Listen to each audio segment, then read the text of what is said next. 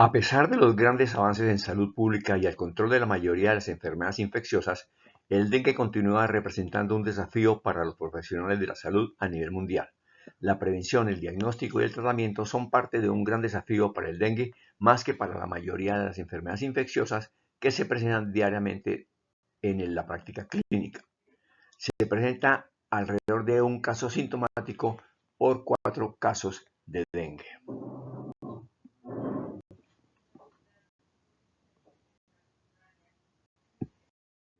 El mosquito transmisor del dengue es género Aedes, principalmente el aegypti y el albopictus, aunque parece que hay otras especies involucradas.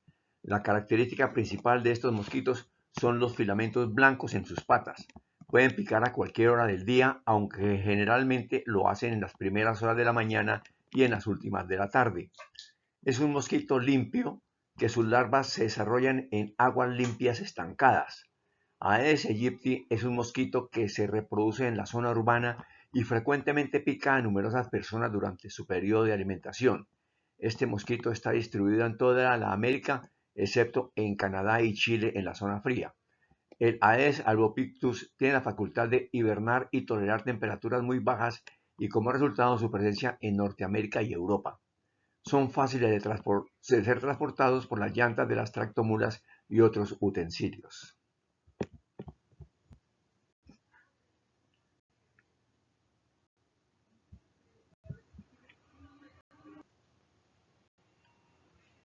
El mosquito es el responsable de la transmisión de estas enfermedades desde su orden de aparición, la fiebre amarilla o vómito negro.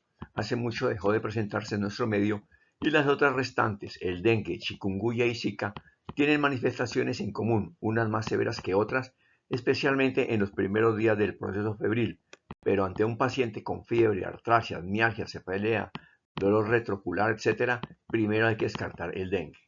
El periodo de incubación dura de 3 a 8 días y la etapa febril es en la que se presentan el tipo de mayor viremia.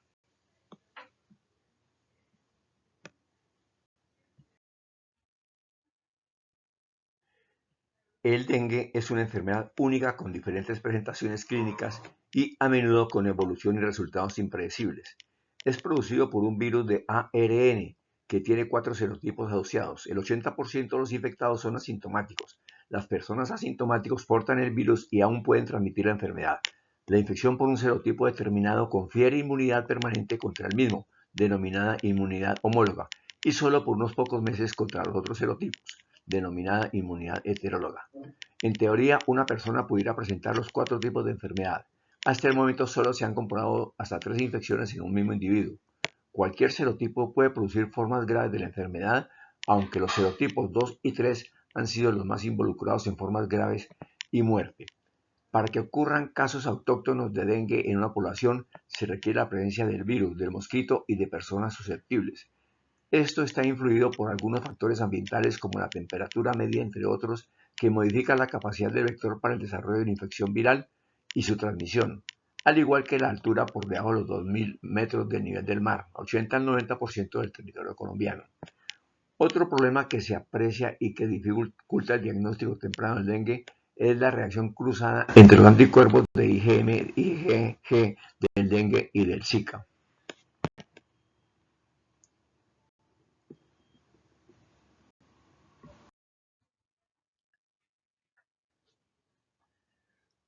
Luego de un periodo de incubación que puede ser de 4 a 10 días, la enfermedad comienza abruptamente y pasa por la fase febril, crítica y de recuperación.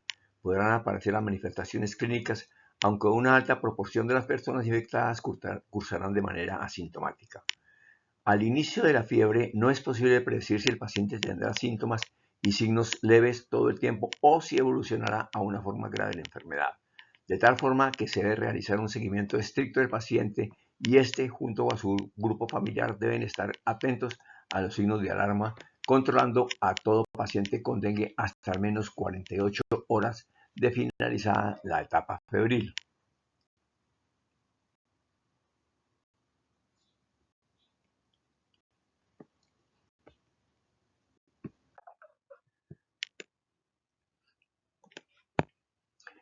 El diagnóstico del dengue es clínico. El dengue es una enfermedad febril aguda de hasta 7 a 9 días de origen no aparente, acompañada de 2 o más de los siguientes: cefalea, dolor retroocular, mialgias, artralgias, postración, exantema y antecedentes de desplazamiento 15 días o que resida en área endémica. El dengue es una enfermedad sistémica y muy dinámica, en la que en pocas horas un paciente puede pasar de un cuadro leve a un cuadro grave.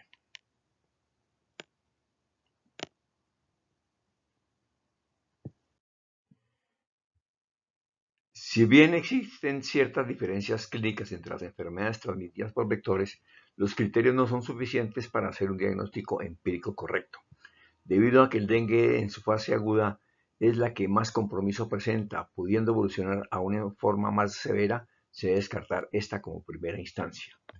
El dengue es una enfermedad sistémica y dinámica que puede cursar de forma sintomática o expresarse a través de un amplio espectro de manifestaciones clínicas que van desde las formas leves hasta formas graves e incluso discapacidades permanentes o la muerte.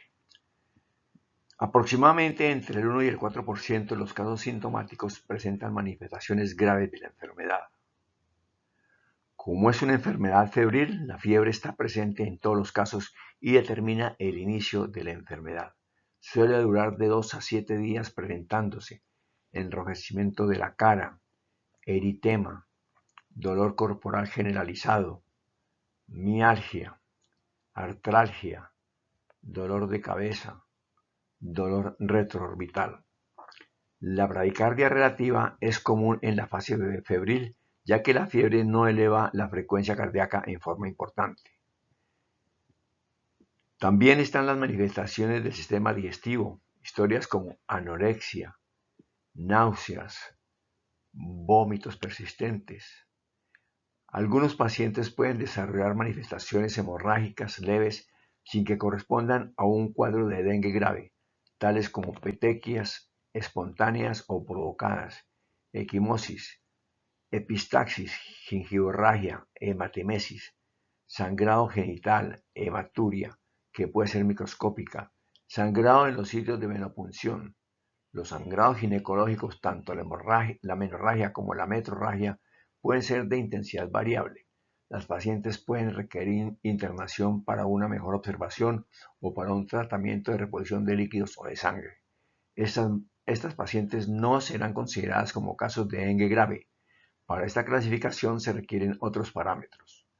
Un hemograma que puede revelar la presencia de leucopenia con neutropenia y linfocitosis relativa, seguida de una disminución rápida de las plaquetas y aumento de las transaminasas.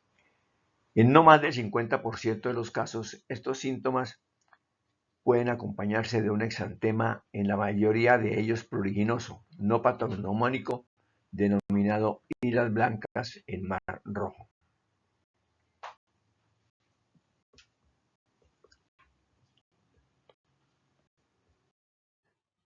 Las pruebas virológicas pueden hacerse en los primeros 5 días en el paciente febril con síntomas y las serológicas después del quinto día. En menores de 5 años, fiebre más epidemiología compatible puede ser indicativa de dengue.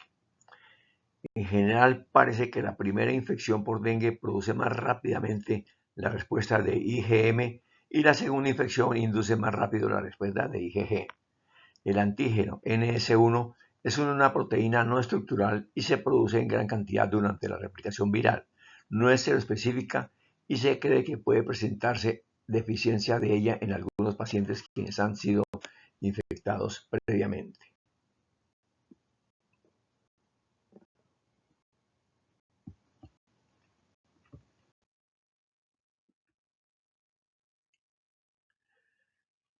Lo característico de la etapa febril es la persistencia de la fiebre a pesar de los antipiréticos. Durante 3-4 días, si no hay buena hidratación, puede haber problemas. En esta fase se presenta el mayor pico de viremia. El laboratorio puede mostrar hematocrito y plaquetas normales.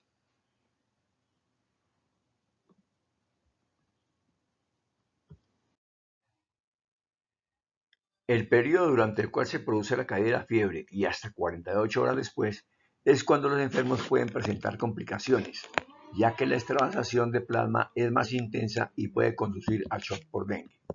Es fundamental controlar en forma estricta al paciente en las 48 horas posteriores al cese de la fiebre, lo que sucede entre el cuarto y séptimo día de iniciar la fiebre o el cuadro clínico. Esta es la etapa de mayor riesgo de aparición de las complicaciones. Alrededor del cuarto al quinto día se pueden presentar una caída de la temperatura y en este momento pueden suceder dos cosas. Primero, mejoría del paciente, disminuye la fiebre y se recupera el paciente. Y segundo, empeoramiento del paciente. Se debe poner mucha atención a los signos de alarma en este momento. Si se presentan los signos de alarma, se debe extremar la atención adecuada y oportuna e individualizada de cada paciente.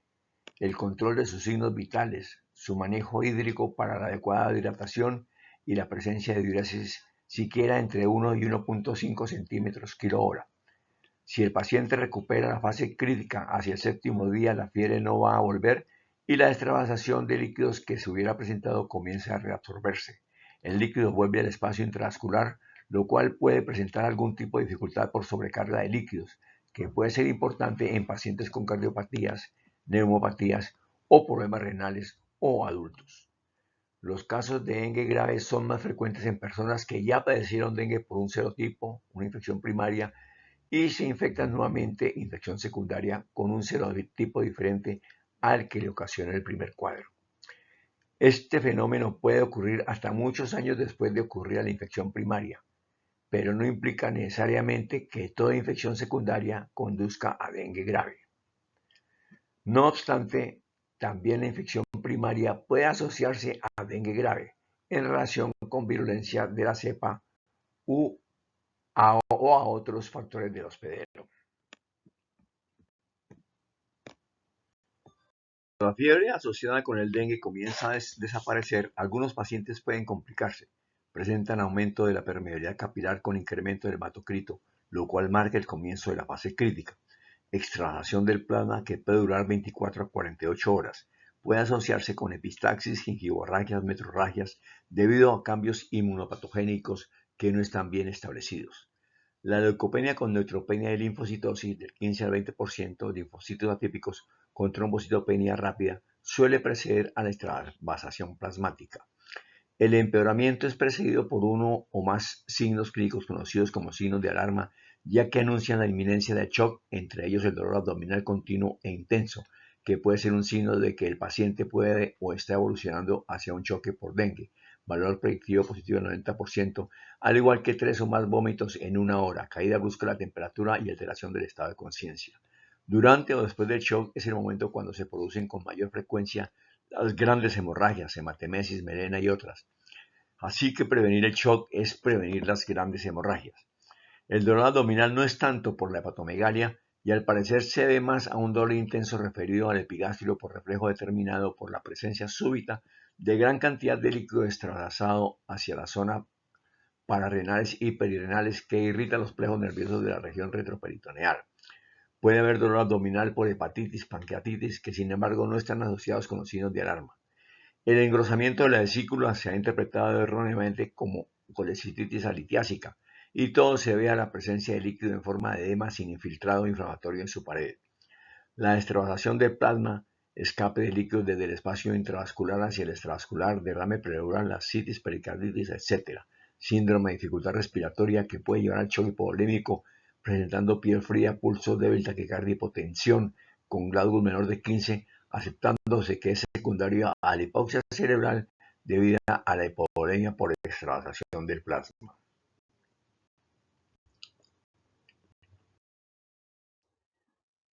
El paciente que presenta dengue sin una buena hidratación puede presentar daños de cualquier órgano como el riñón, hígado, páncreas y otros, como también la parte hemodinámica con hipotensión sostenida y compromiso neurológico.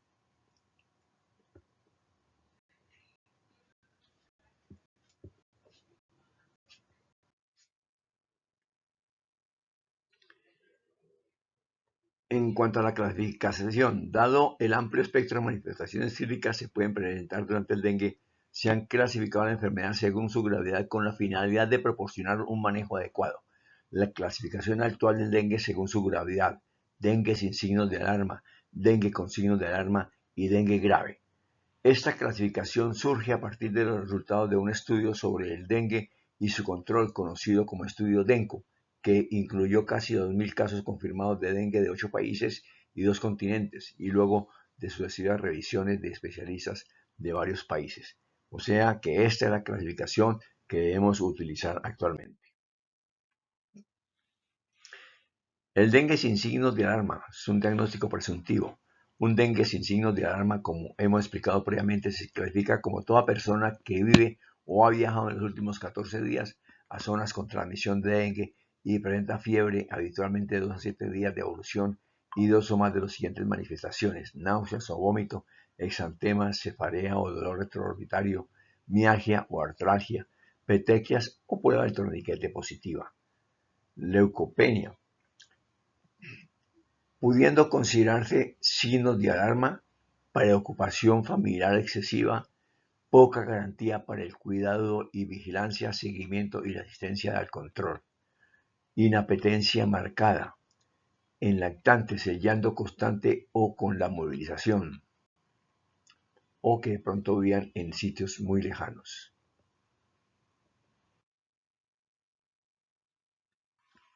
El dengue con signos de alarma. Los signos de alarma del dengue, como su nombre lo indican, alertan sobre la progresión hacia una forma grave de la enfermedad.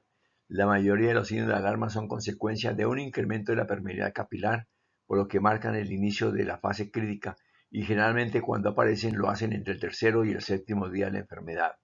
Aunque los signos de alarma pueden aparecer también en la fase febril de la enfermedad, no es lo común. Un dengue con signos de alarma es todo caso de dengue que cerca de y preferentemente a la caída de la fiebre presenta uno o más de los siguientes signos: dolor abdominal intenso o dolor a la palpación del abdomen, que asemeja a un abdomen agudo, dolor abdominal, vómitos persistentes, acumulación de líquido, sangrado de mucosa, letargo o irritabilidad, hipotensión postural o lipotimia, hepatomegalia mayor de 2 centímetros y un aumento progresivo del hematocrito. Es importante recordar que la enfermedad es sistémica y dinámica, por lo tanto los signos de alarma también se pueden presentar en la fase febril, aunque esto no es lo más usual.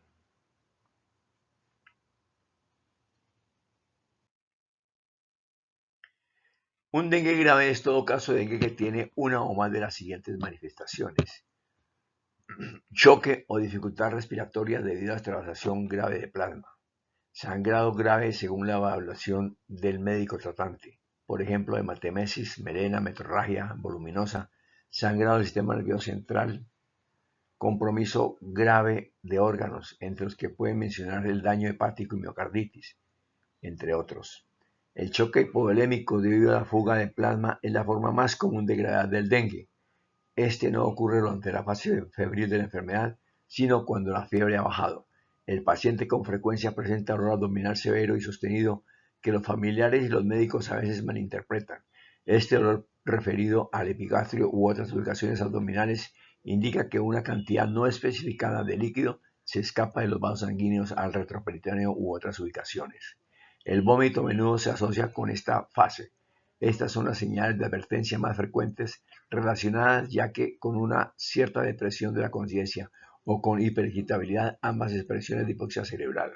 Más tarde, cuando la taquicardia se asocia con fiebre fría y sudorosa, taquipnea y llenado capilar lento, se han manifestado todas las expresiones de la primera fase del choque. Posteriormente sobreviene la hipotensión, que desafortunadamente muchos todavía consideran el primer signo de choque. La hematimesis y otras hemorragias importantes ocurren más tarde, así como la dificultad respiratoria debido a la participación del endotelio alveolar, y en lugar de complicaciones del dengue son complicaciones del choque no identificadas o no tratadas a tiempo. Tanto los pacientes clasificados como dengue con signos de alarma o como dengue grave requieren la atención médica inmediata y un monitoreo constante debido al alto riesgo de complicarse y fallecer.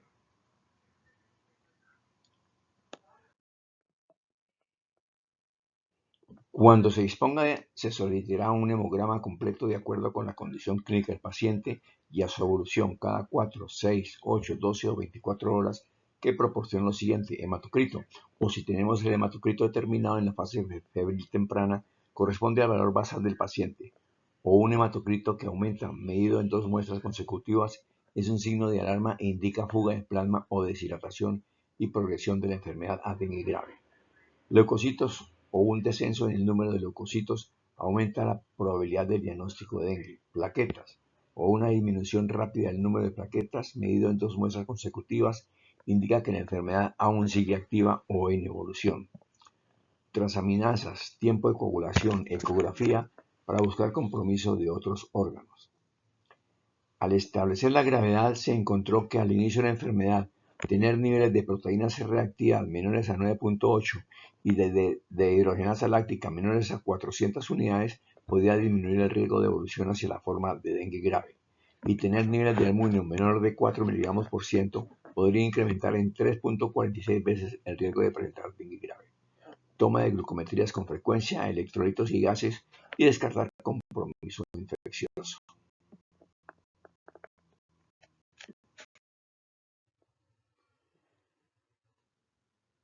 Por lo general definimos como hipotensión cuando un neonato presenta una tensión arterial sistólica menor de 60 milímetros de mercurio, entre 1 mes y 12 meses menor a 70 milímetros de mercurio, y entre 1 año y 10 años menor a 70 más 2 veces la edad del niño, mayores de 10 años menor a 90 milímetros de mercurio.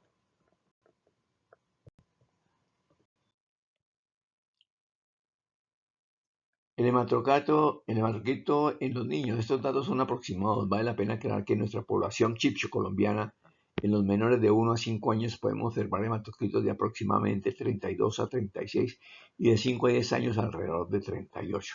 De todas maneras, un hematocrito que lo consideremos alto debe hacernos sospechar y hacer las evaluaciones respectivas.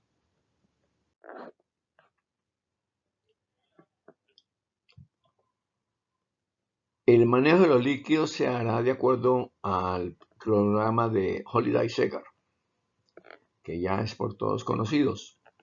Hay que tener en cuenta que un paciente que ha ingresado para hospitalizarse por dengue con algún signo de gravedad y que ha venido presentando fiebre debe tener algún grado de deshidratación si no ha ingerido una buena y adecuada cantidad de líquidos. Por eso es importante averiguar e insistir cuándo fue la última diuresis y si ha ingerido buena cantidad de líquidos.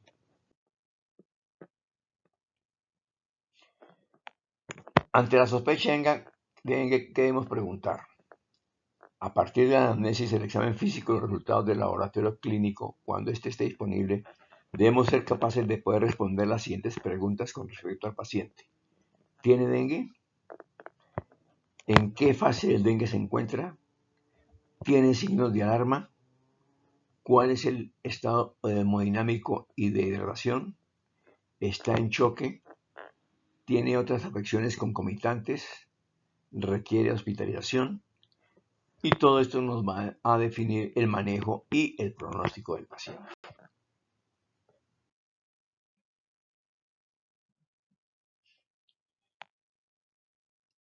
Una vez realizada la evaluación general, el siguiente paso es realizar un diagnóstico clínico de la enfermedad, así como evaluar la fase y gravedad y proceder a su manejo.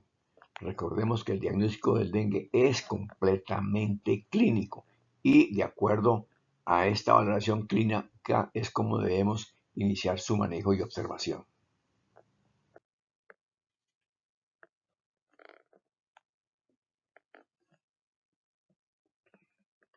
Una vez clasificado el grupo de riesgo según se muestra en la diapositiva, así debe iniciarse el tratamiento, sin descuidar la atención del paciente, ya que siempre debemos recordar que el dengue es una enfermedad sistémica y dinámica.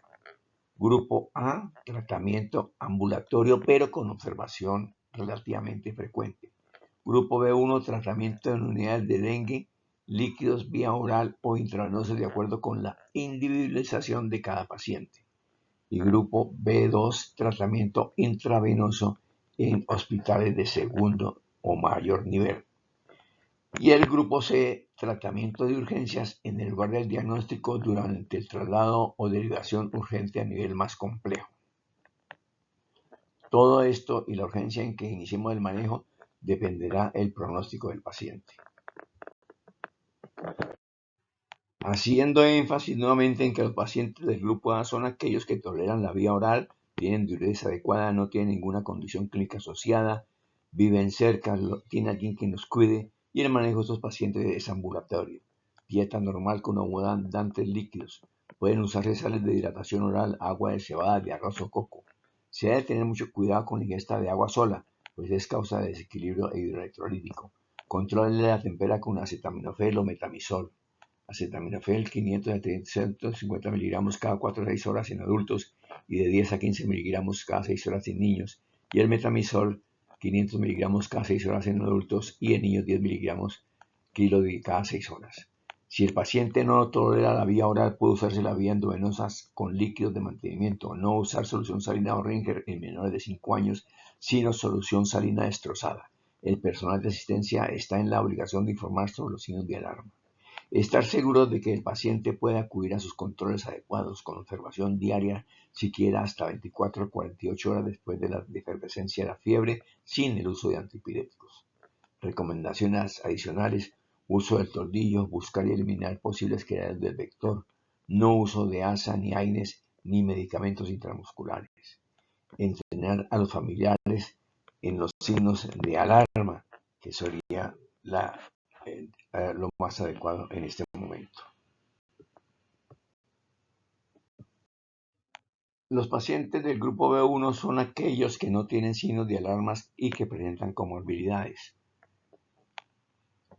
o alguna condición asociada, tales como edades extremas, menores de 1 año, mayor de 65, embarazo, comorbilidades como obesidad, hipertensión arterial, diabetes, problemas renales, etc., riesgo social. Todas estas asociaciones pueden complicar o empeorar el dengue, por lo tanto, estos pacientes deben ser atendidos en menos de 30 minutos. Estos pacientes deben ser observados en una unidad de cuidado para dengue.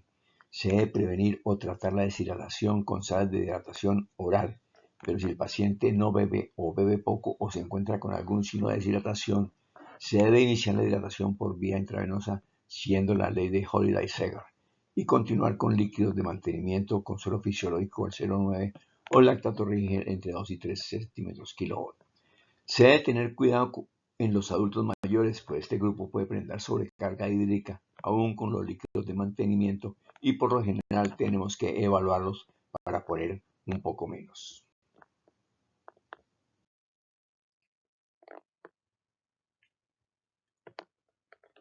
Debemos evaluar, vigilar y llevar un registro de los signos vitales: forma del pulso, frecuencia cardíaca, frecuencia respiratoria, tensión arterial, tensión diferencial, líquidos administrados, última diuresis y valoración horaria, laboratorios incluyendo la glucometría, electrolitos y gases. Es importante hacer el recuento urinario para saber cuánto está orinando el paciente por kilo hora.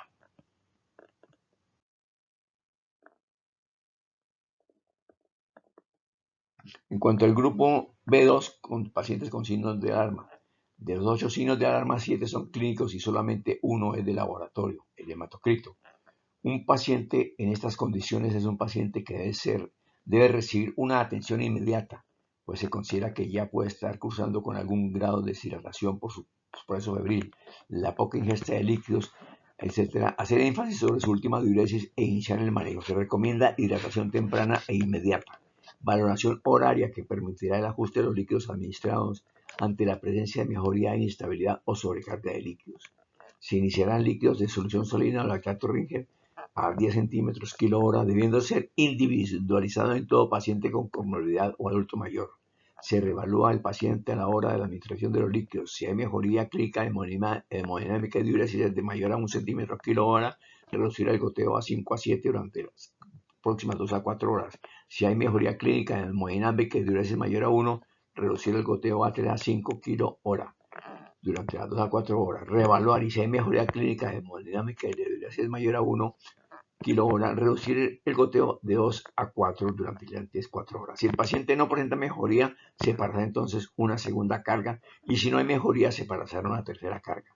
Si a pesar de la tercera carga no hay mejoría, se clasificará como dengue grave con choque, correspondiente al grupo C.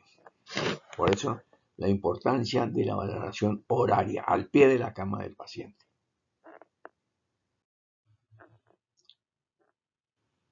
Se clasifican como pacientes con dengue grave Aquellos que se presentan con choque o dificultad para respirar por extravasación plasmática, sangrado grave o compromiso grave de órganos como daño hepático o otras amenazas iguales o mayores a 1000, alteración del estado de conciencia, miocarditis, etc. Debido al alto riesgo de fallecer, su atención debe ser inmediata. Se deben canalizar 2 vías inmediatamente, iniciar ABC, monitoreo continuo, oxigenoterapia, evaluación frecuente de signos vitales, estado hemodinámico, diuresis, estado de conciencia. En los adultos, la administración de líquidos debe ser guiada por la tensión arterial media y la frecuencia cardíaca. Recordemos que estos pacientes pueden presentar alteración por sobredosis o por sobrecarga hídrica.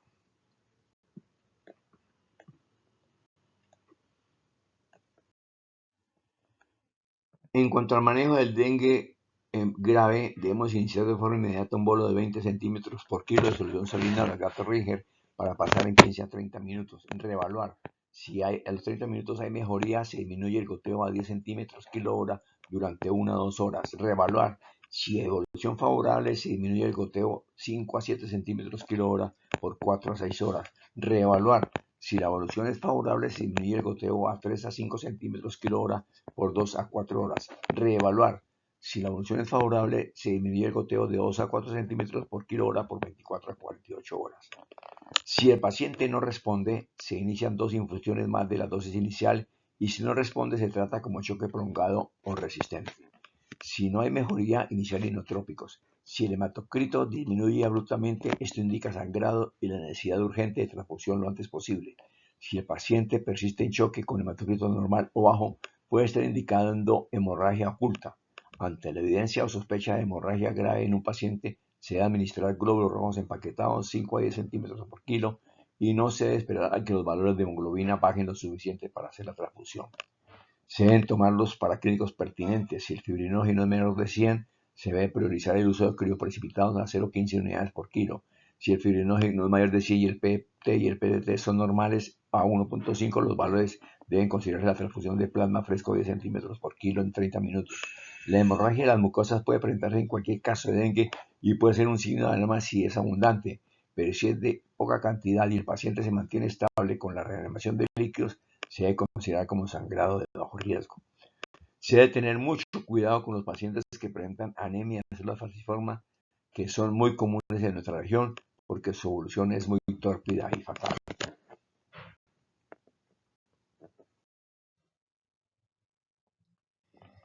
El sangrado grave es una de las expresiones del dengue grave. Los pacientes con riesgo de sangrado grave son aquellos que presentan choque prolongado o resistente al tratamiento, choque con hipotensión asociada a insuficiencia renal o hepática y acidosis metabólica grave y persistente, uso de agentes antiinflamatorios no esteroides, enfermedad ulcerosa péptica persistente, tratamiento previo con anticoagulantes, algún tipo de trauma, entre ellos la inyección intramuscular.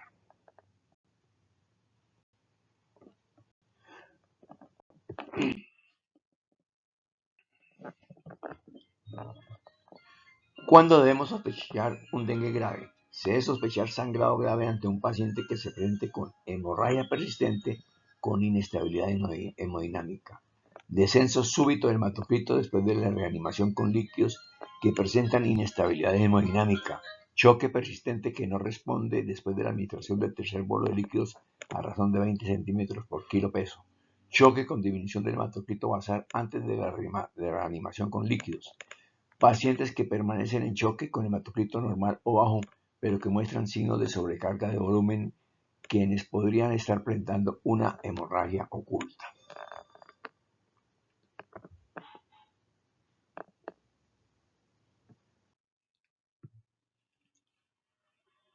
Manejo del sangrado grave. Ante la evidencia o sospecha de hemorragia grave en un paciente, se deben administrar glóbulos rojos empaquetados de 5 a 10 centímetros por kilo y no se esperará que los valores de hemoglobina bajen lo suficiente para hacer la transfusión. Se deben tomar los paraclínicos pertinentes. Si el fibrinógeno es menor de 100, se debe priorizar el uso de crioprecipitados, 0 a 15 unidades por kilo. Si el fibrinógeno es de 100 y el PT y el PTT son mayores a 1,5 veces, los valores normales se debe considerar la transfusión de plasma fresco de centímetros por kilo en 30 minutos. La hemorragia de las mucosas puede presentarse en cualquier caso de dengue y puede ser un signo de alarma si es abundante, pero si es de poca cantidad y el paciente se mantiene estable con la reanimación de líquidos, se debe considerar como sangrado de bajo riesgo. Se debe tener mucho cuidado con los pacientes que presentan anemia en células falciformes, que son muy comunes en nuestra región, porque su evolución es muy tórpida y fatal. Se deben tomar las precauciones necesarias en cuanto al manejo de las sondas por la posibilidad de sangrado por trauma.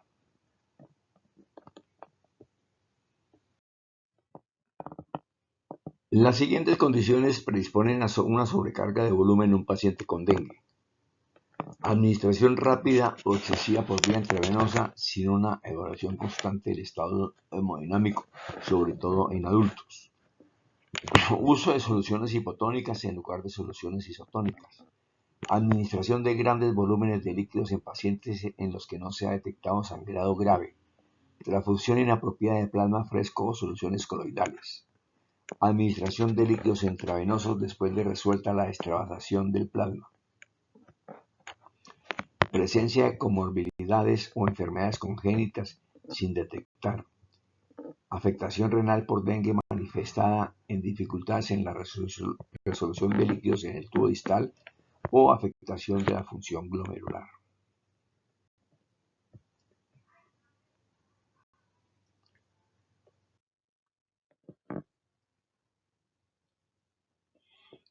En cuanto a las características de la sobrecarga de volumen, se deben hacer una evaluación muy frecuente y minuciosa para poder detectar dificultad respiratoria, taquipnea, tiraje intercostal, estertores crepitantes y sibilantes, grandes derrames pleurales, ascitis a tensión, ingurgitación yugular, aumento de la presión arterial media y taquicardia. En forma tardía y con repercusión hemodinámica, edema pulmonar agudo y choque irreversible por la alteración cardíaca que pone en riesgo la vida del paciente.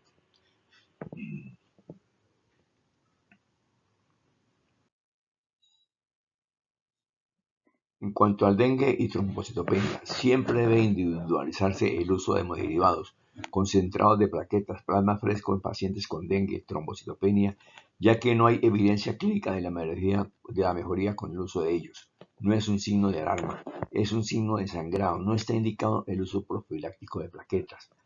Las hemorragias en el dengue son multicausales y no solo por plaquetopenia. Si ha presentado sangrado, debe individualizarse el uso de plaquetas de acuerdo con el cuadro clínico, excepto sangrado persistente no controlado con tiempo de sangría mayor a 1.5 veces, pacientes embarazadas, cesárea, cirugía de urgencia con riesgo de sangrado y recuento plaquetario menor de 50.000, neurocirugía, cirugía ocular, recuento plaquetario menor de 100.000. Recomendaciones adicionales: guardar reposo absoluto, protección contra traumatismo, recordar que la trombocitopenia es transitoria y autolimitada y no hay indicaciones para el uso de corticoides o inmunoglobulinas o plasma fresco u otra medicación. Otras terapias en las unidades de cuidado intensivo como inotrópico, diálisis, de preferencia hemodiálisis, ya que la diálisis peritoneal implica riesgo de hemorragia.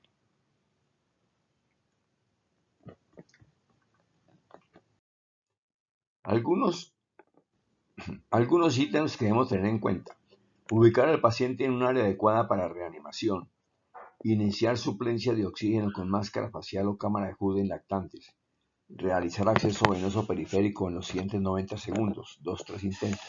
De no ser posible acceso venoso periférico, realizar acceso intraóseo. Iniciar infusión de cristaloides según el algoritmo y la individualización de cada paciente en particular.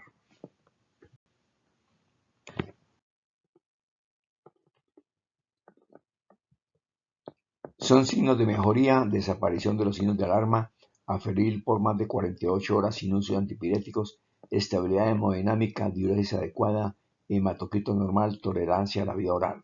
Evaluar nuevamente el estado clínico y hemodinámico del paciente y repetir el hematocrito si es necesario.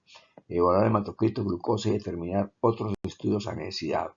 Se puede considerar la atención en el hogar siempre y cuando se haya evaluado al paciente y se observe mejoría y tolerancia a la administración oral durante las anteriores 24 horas.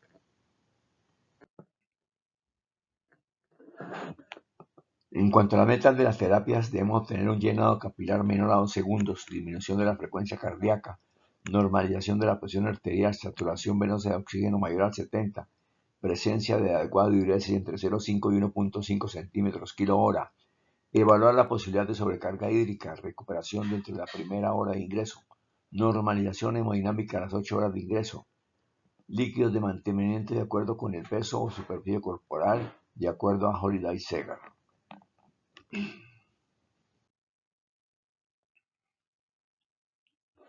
En cuanto a las buenas prácticas, tenemos como recomendaciones y seguimiento al paciente ambulatorio: acetaminofén para la fiebre o malestar, tomar hematocrito antes del inicio de los líquidos endovenosos, interpretación del hematocrito y la hemodinámica después de los líquidos endovenosos, administrar líquidos endovenosos isotónicos por vómitos repetidos o evaluación del hematocrito, ajuste de los líquidos de acuerdo con el monitoreo continuo, evitar medicación intramuscular, control de glucometría para evitar hiper o hipoglucemia, descontinuar los líquidos endovenosos posterior a la estabilización hemodinámica o dejar de mantenimiento.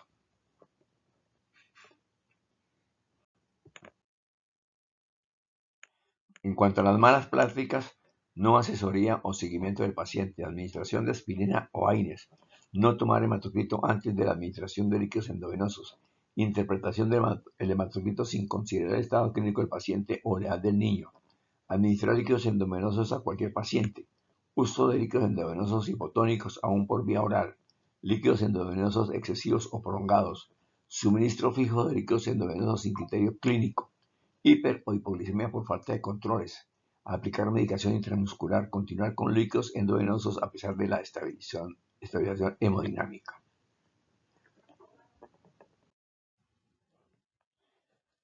Para destacar, si atiende a un niño, nunca olvide tomar la presión arterial.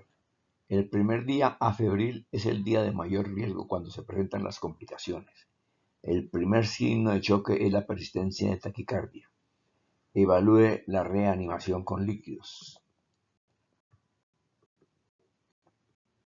Bueno, espero que este breve resumen haya servido para poner en la actualización el conocimiento sobre el dengue aquí en nuestro medio.